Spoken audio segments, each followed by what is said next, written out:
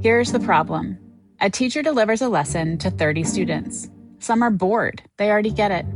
Others are lost, they have learning gaps. Some missed yesterday entirely. One-size-fits-all teaching just doesn't work.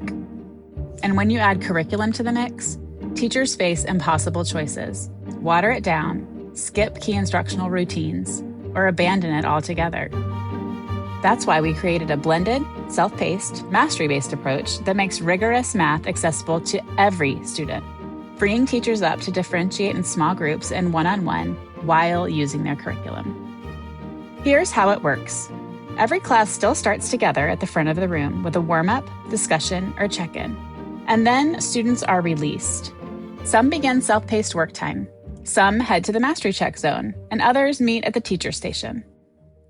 During self-paced work time, students engage in a mixture of instructional videos with guided notes, collaborative work, and practice problems to build their understanding.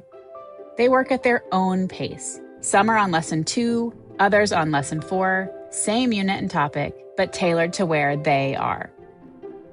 Others go to the mastery check zone. They've finished their lesson.